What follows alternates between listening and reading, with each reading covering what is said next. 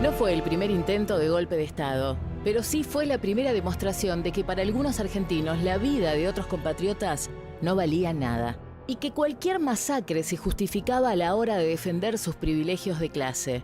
Los alrededores de la Plaza de Mayo tenían el movimiento habitual de cualquier día hábil y había quienes esperaban un desfile aéreo previsto en desagravio a la bandera argentina que el día anterior había sido arriada del mástil de la plaza y quemada en una marcha clerical.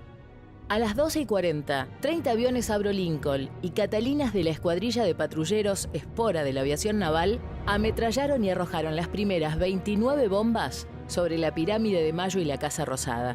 Una de ellas cayó sobre un trolebús lleno de niños. No sobrevivió ninguno. Unas horas después, cuando la plaza ya estaba poblada de trabajadores reunidos allí para defender a su presidente, un nuevo ataque aéreo descargó 9 toneladas de explosivos sobre la multitud. La rebelión fue sofocada por las Fuerzas Armadas leales al gobierno. El resultado fue 365 civiles muertos y más de 600 heridos. A la noche, en un intento por evitar la reacción enardecida de los trabajadores, Perón dijo: nosotros, como pueblo civilizado, no podemos tomar medidas que sean aconsejadas por la pasión, sino por la reflexión. No podremos dejar de lamentar, como no podremos reparar la cantidad de muertos y heridos que la infamia de estos hombres ha desatado sobre nuestra tierra de argentinos. Por eso, para no ser nosotros criminales como ellos, yo les pido que estén tranquilos, que cada uno vaya a su casa. Yo no quiero que muera un solo hombre más del pueblo. Fue el increíble bautismo de fuego de la aviación naval argentina y fue también el antecedente para el golpe que 3 meses después derrocó a Juan Domingo Perón e instauró la dictadura autodenominada Revolución Libertadora. Fue un 16 de junio, como hoy, pero de 1955. Por eso lo recordamos en vivo en Argentina.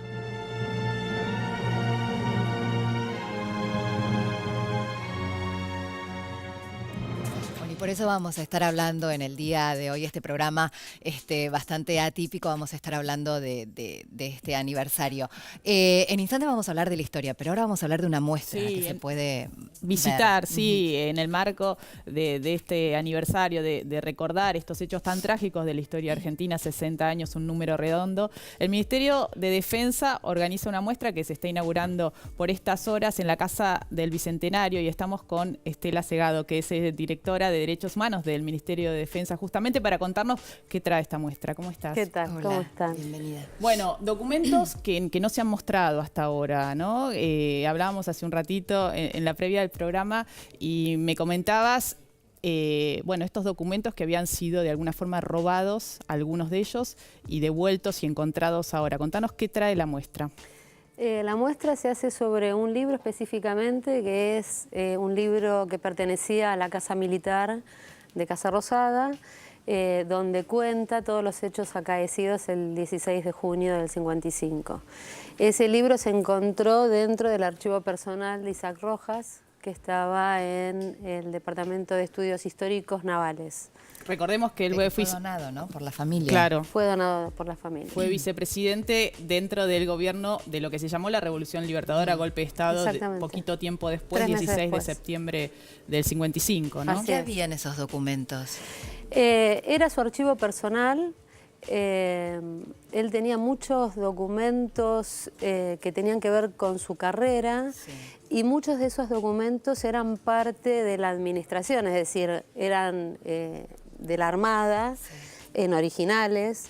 Está su defensa a quien había sido el ministro Olivieri, que participó de este hecho. Está toda su defensa. Está su declaración por los fusilamientos del 56, digamos, era una documentación muy interesante. Y estaba este libro que pertenecía a Casa Rosada y que él se lo había llevado. Que este informe lo que contiene es como el relato de los acontecimientos casi minuto a minuto de lo que pasaba dentro dentro de la Casa Rosada por parte de quienes la defendían, ¿no? Defendían el Estado democrático en ese momento donde había en curso un intento de golpe de Estado, ¿no? Sí. Ahí vos contabas que algunas, como dentro de la tragedia, la muerte que se sucedía ahí, veíamos las imágenes, uno pierde distancia, ¿no? En relación a lo que fue. Pensar que uno transitaba por la Plaza de Mayo, como es habitual, por tantísima gente, y de pronto aviones de la Marina bombardeando, ¿no? Con tantísimos muertos. Algunos hechos como heroicos, ¿no? Dentro de esta tragedia, el anecdotario. ¿Qué aparece ahí? Bueno, hay algunas anécdotas que son, para mí fueron muy impactantes. Por ejemplo, un médico que llega a la Casa Rosada y golpea y pide por favor poder entrar para ayudar. Y entonces se presenta como que era médico de sanidad y que era peronista y que quería entonces colaborar.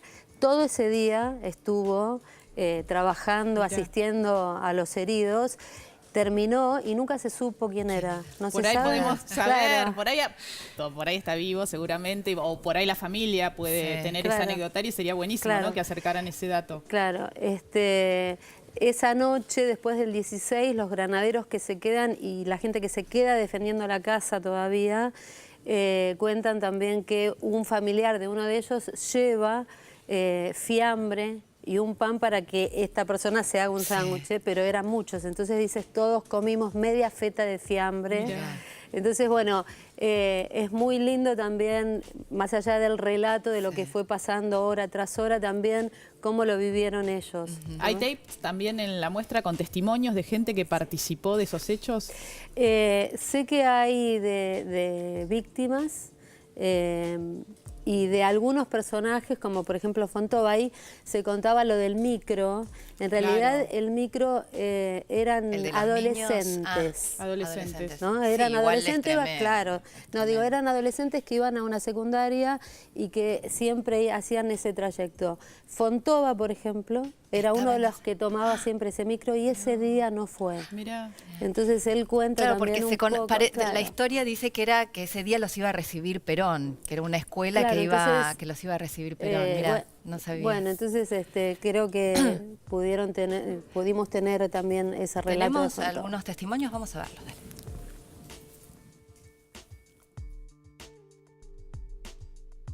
En 3 camiones subimos 60 compañeros, 20 en cada uno de ellos.